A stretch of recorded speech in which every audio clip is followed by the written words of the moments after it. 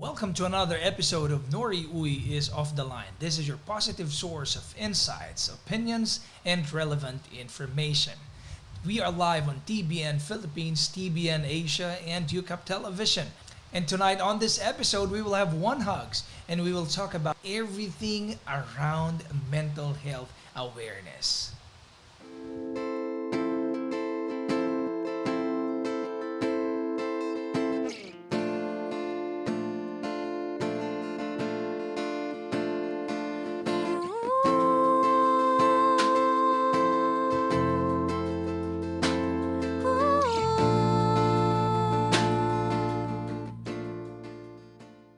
So, ladies and gentlemen, please welcome Juan Hugs team.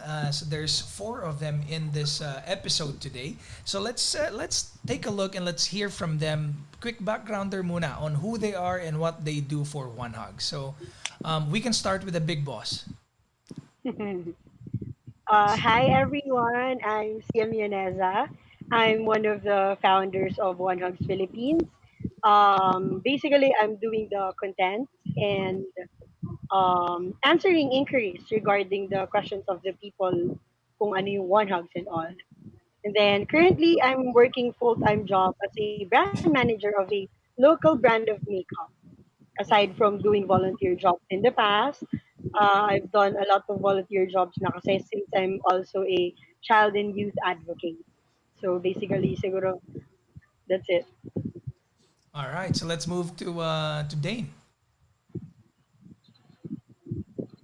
Ah, Hi, good evening. I am Dane Alarcon. So, I am the researcher and content creator ng One Hugs Philippines. So, yun, right now, my current work is I am a dubbing supervisor in a media company in Makati, which ang ginagawa ko dun is mostly coordination, quality control, and assistance. So, yun, in the past, I used to work as counselor sa student council ng campus namin, which is College of Communication.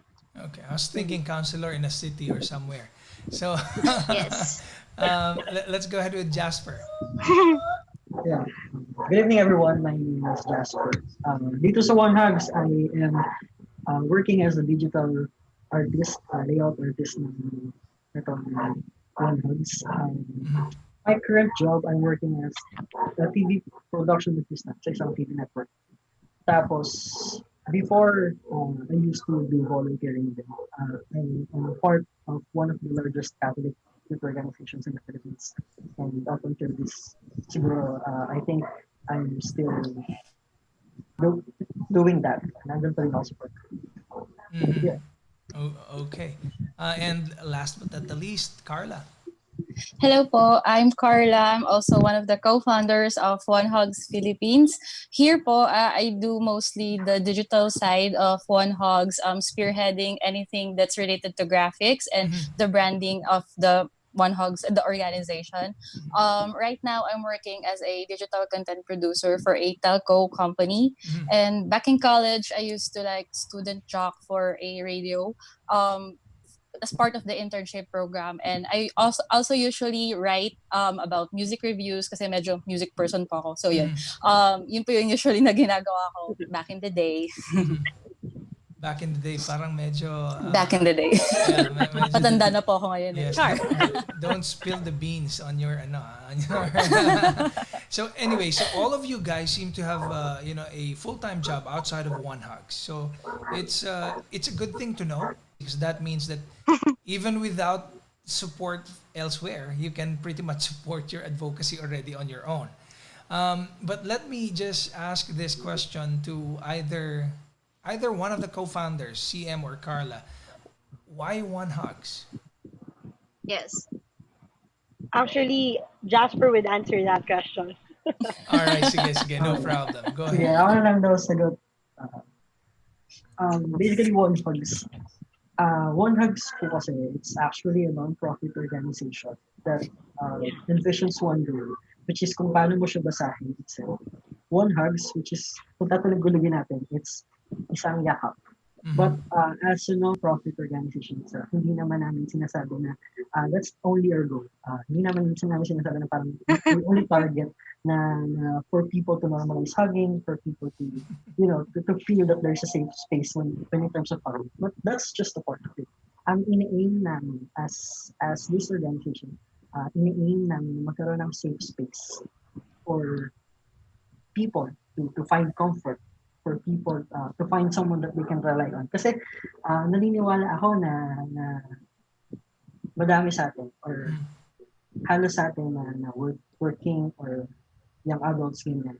Naniniwala ako na karamihan sa atin na we have too many stories at the end of every single day that we are experiencing. And syempre, kapag natatapos yun, hindi naman natin kayang sabihin na every time yung mga tao sa paligid natin, or circle of friends or family is available for us to be there. So naniniwala ako na kaya din nabuo itong One Hugs na to is for persons or for people out there to think that there is someone na pwede nilang lapitan or someone that they can rely on. Kaya yun, nagkaroon ng One Hugs. And basically, yun. That's it. Yeah. All right. So this was born when? Like, when did you start talking about this and what happened after? Actually, the plan was a year ago. Mm-hmm. Um, para lang aware yung mga tao bakit kami magkakasama, no? Since iba-iba kami ng track na pinursu. Mm-hmm. Merong nasa makeup industry, merong nasa production, merong nasa dubbing, Mm-hmm. merong nasa telco. Ba't kami magkakasama? We were blockmates back in college. Oh. But iba-iba kami ng group of friends. Mm-hmm. Pero, nung gumraduate kami, I reached out to them and discussed about the mission and vision of the organization. Mm-hmm. And then, these people had the same vision as yung kay One Hugs. That's why nagkasundo-sundo. So a year ago pa siya pinlan. That was 2019, early 19. 2019. Mhm. Yeah, but hindi siya ma-put into action because kailangan ng oras, 19. kailangan ng pera, of course, and kailangan ng mga dedicated na tao Yeah. na patatakbuhin yung organization. So, nag-alalayan kami ng aming mga schedule since kung hindi ito matutuloy, lalo na may mga full-time job kami, kailan? Mm-hmm. Diba? So, swerte dahil dedicated itong mga tao na to. This April, last April lang, 2020, we started launching it digitally. Kaya nung April, we started it na. We had few followers na existing. We also are visible sa Instagram and Twitter. So, ayun po.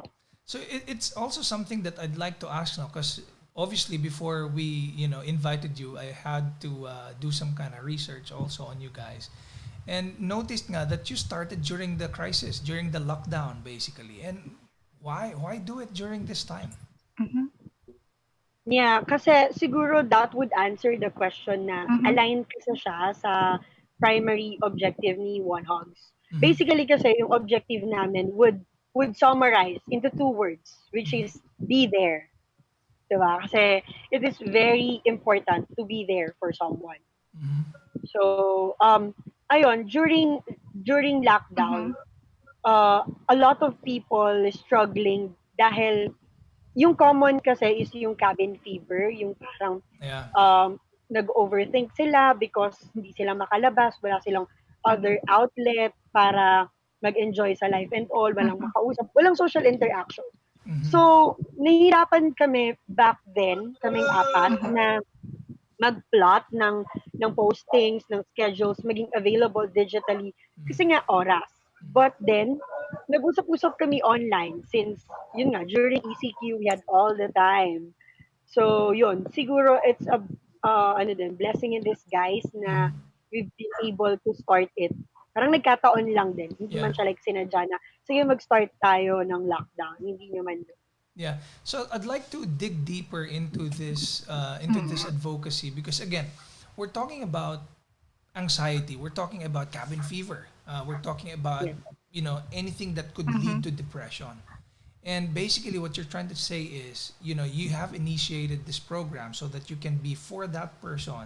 Be there nga. That's your tagline, Yeah, diba? yeah. So Yes. you can be there for that person in times of need, to comfort, to do Yes. anything. Yeah?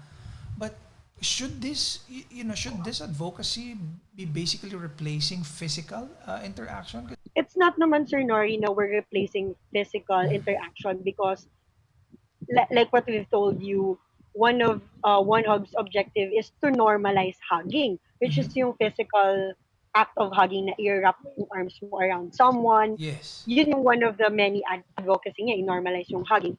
So basically kasi ngayon, what people need is someone to be there since hindi nga kayang literally, Mhm. we wanted to provide a safe space Mhm. digitally. Mhm. Kasi as we all know naman, it's an open secret na internet, social media is kind of not safe, 'di ba? Like merong mga what we call posers or mga scammers, Trolls. mga yeah, yun yung mga hindi naman Mm-hmm. legit na tao yet Mhm. mapapahamak ka lang when you interact to them. Right. Parang ganun. But then, since nag-exist si One Hugs, siguro hindi naman sa pinapalitan. For the meantime kasi, minamaximize namin yung what One Hugs can do for you. Mhm. Parang ganun. And to discuss further, i-relate ni Carla Mm-hmm. why, bakit focus namin is yung mental health. Mhm. Before we move to that, Carla, no, Ay, sorry. Yes. syempre kasi, di ba, I'm just thinking outside of the box here. How would you then do that virtually? This is something I Yeah. want to understand before we move to the mental side. To the Sorry, mental. not mental Alright, side. Right. I'm alright. sorry. The mental health side, not mental side. I mean, My bad. sorry.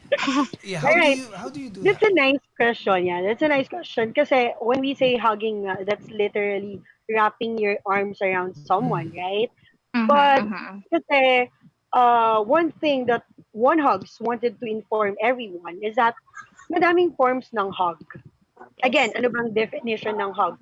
Aside sa it's wrapping your arms around someone, ang definition niya is to give someone the Warm. comfort. Yeah, Yeah. the warmth, Comfort the and warmth. Yes. comfort. So there's a lot Mm-hmm. of forms. Basically, una doon, Sir Nori, no? Uh, giving nice words to people, telling them that you're there to listen, is Mm-hmm. very comforting. Lalo na kapag genuine. Lalo na kapag nararamdaman ng tao na nakikinig ka, na Mhm. Mm-hmm. nandyan ka, Mm-hmm. that's very comforting. So that's one thing na another style ni One Hug, to hug people. Since Mhm. hindi niya pa kaya yung physical hugging. Mhm. Another thing is, we make sure na pinagpaplanuhan namin mabuti at pinag-aaralan namin mabuti yung mga contents na nilalabas namin on our social media sites. Mhm. Why? Because nilalabas kasi namin to in the morning. So, people, pag nag-scan sila ng social media, nabasa nila to, mababrighten up yung day nila. Mhm. Alam mo yun, Sir Nori. So, it's another form of hug as well. Mhm. Hindi kasi na-mention. Basically, yung pinaka-service ni One Hug is we are available on Messenger. Mm-hmm. As much as possible, our goal is to be available 24/7. But right now, we're available, I guess, until 10 11 to p. 11 p.m. Yeah, 11 p.m. Mhm. Pero nag-start Mm-hmm. kami ng maaga around 7 a.m. Mhm. Which is, Mm-hmm. Sir Nori, anyone, anyone who would want someone na kausap na Mm-hmm. na alam mo yun, out of any topics, Mhm. pwede si One Hugs. Mhm. So, i-maximize mo lang yung messenger, chat ka lang kay One Hugs. Mm-hmm. Merong two options doon, which is yung first option is if you want to speak with a team member. Mhm. Bakit ka Mm-hmm. kakausap ng team member? Yun ay dahil meron kang question na technical, like para saan to, may bayad ba to, Mhm. how does this work, paano mag-start, gusto ko nang kausap, kay JH team yon, kay One Hugs team yon. And then yung second one is si Juan itself. Mm-hmm. Juan is Mhm. a human, by the way. So yun, kakausapin mo siya, kakamustahin ka na, and then the rest is private na. Nandun na siya. Depende na siya sa kung sino yung kausap. Okay. What you do is wait for people to reach out to you. You don't Yes. Yes. you do Yes. not initiate Yes. the Mm-mm. even if let's say you see something, you see a post that is disturbing. Mhm. You don't reach out to them. Nori, about reaching out to them kasi, if good question yan, if ever meron kaming nakita na may problema or what, Mm, siguro we'll put it into a content mhm, para these people would feel na, oh, si One Hugs parang naririnig niya ako, so pwede ako Mm-mm. mag-reach out sa kanya.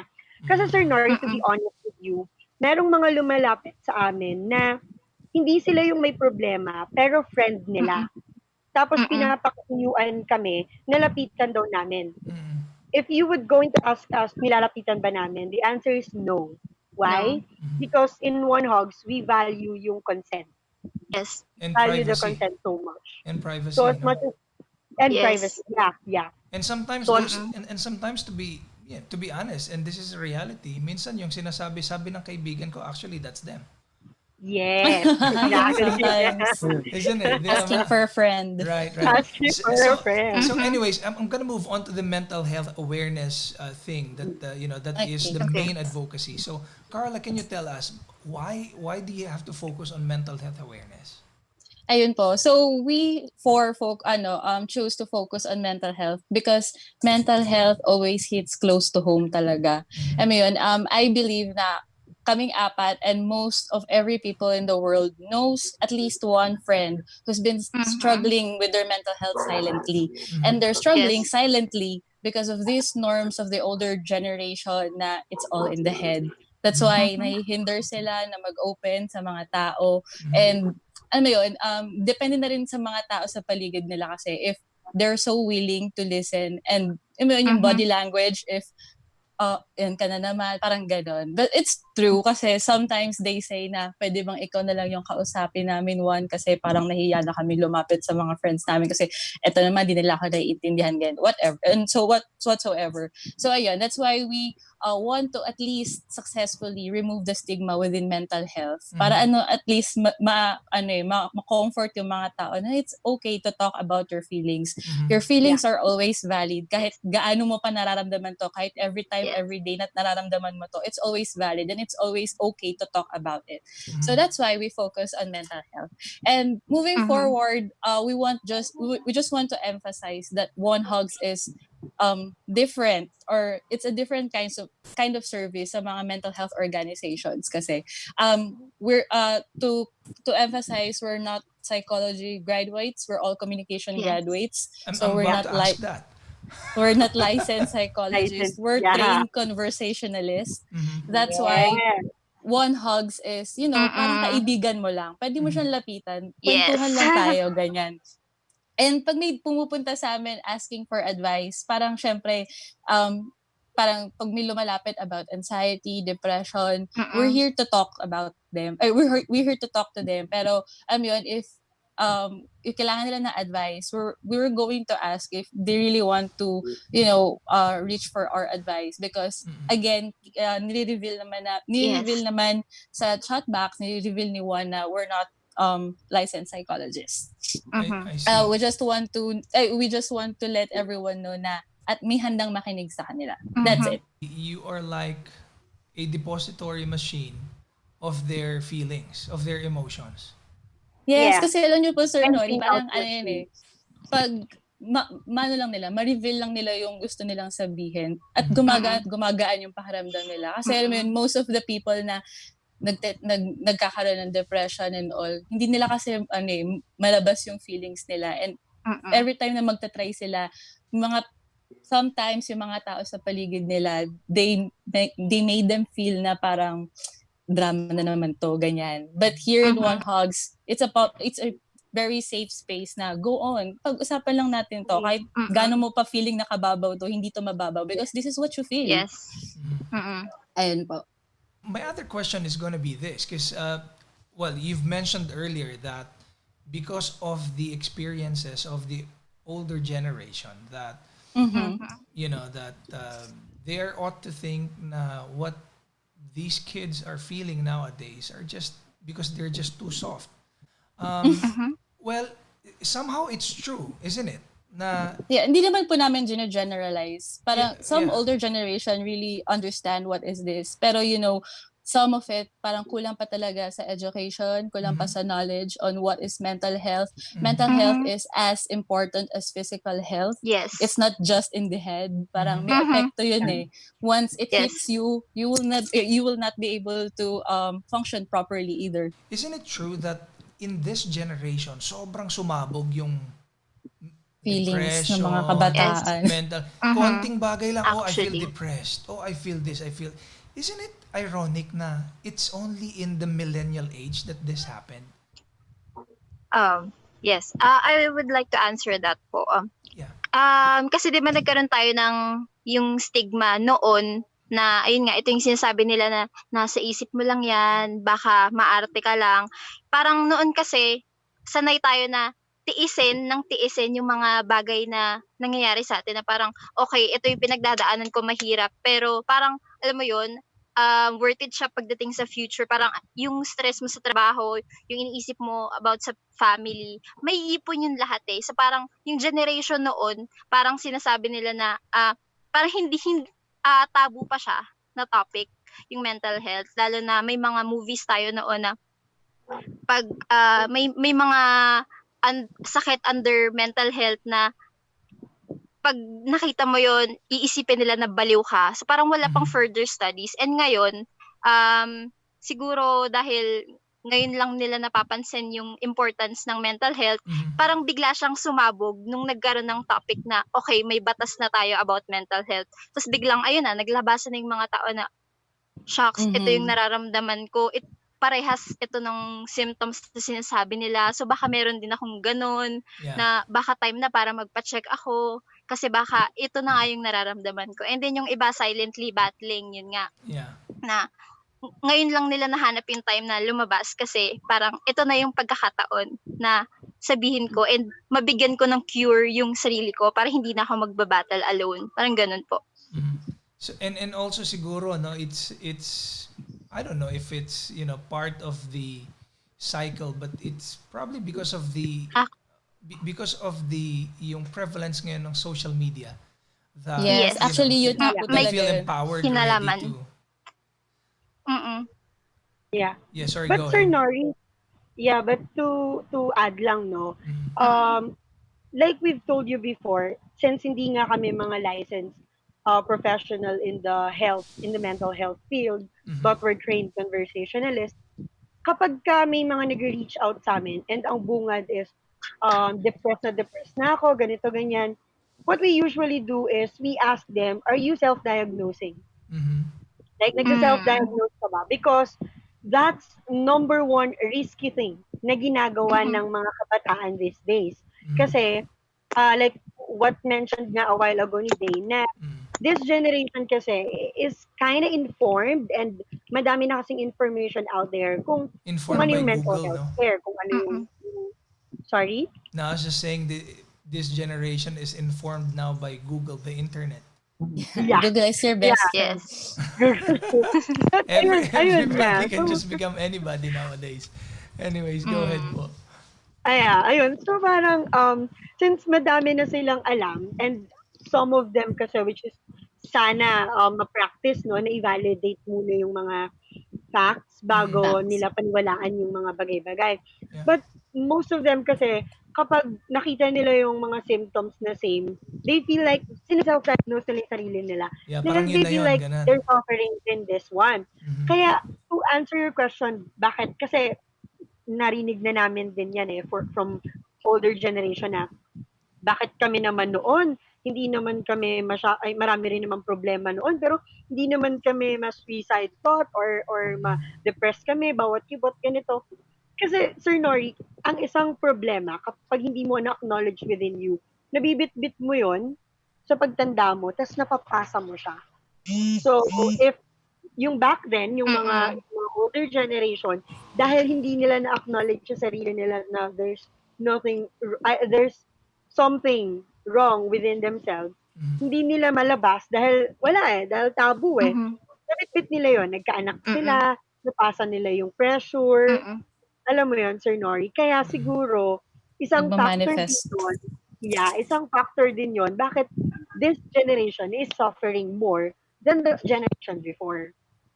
I see. How do you want to make your advocacy known to people? Anong klaseng advocacy kayo for people who are probably watching us right now or listening to whatever it is you're saying?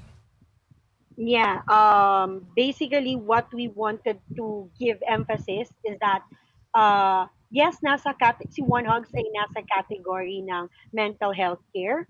But what makes One Hugs different from other health organization is that hindi option si One Hugs. We still respect, Mm-hmm. mataas ang respeto namin sa mga psychologists, sa mga psychiatrists. We still advise those who reach out to us na magpa-check up because that is very important. Mm, But hindi kami other Mm-hmm. option. Hindi kami alternative. But we are a whole other thing. One mm, Hugs is here to be there. We wanted you to be comfortable yeah. kasi sure ka na merong safe space digitally. Yeah. Yes. When you speak to One Hugs, they are there to listen to you. So basically, Yes. this is the humanity side in a digital form. Yes. One last go. Anybody of you just promote your page or promote your advocacy before we wrap up? Jasper, Joe. Ayun. To everyone who's watching this show, I would like to all na magkaroon ng um, pagkakataon if ever that you need someone to talk to, if ever that you wanted a person na gusto mo lang ikwento kung ano nararamdaman mo at the end of the day, may it be big or may it be something that's small. As long as you wanted to talk about something, andito si Juan. Juan is always Yes. available 24/7. Pero syempre, tao nga rin naman si Juan. So, tutulog din siya. Natutulog. Correct. Tutulog din si Juan. Natutulog So, din. as much Yeah. as we want to entertain everything na gusto sabihin ng tao, ayun, lapit lang kayo. Huwag kayong mahiya. Because si Juan, hindi naman din siya mahiya. Tropa lang. Tamang online friend mo. Yeah. So, Yeah, you we're can, on Facebook, yeah. Instagram, and Twitter. One Hugs And Philippines. Twitter. Yeah.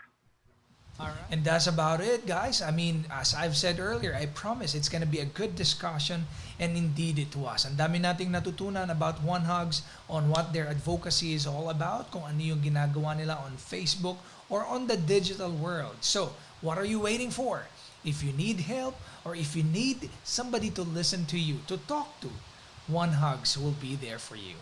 Until the next episode, this has been your host, Nori Uy. Stay safe and God bless.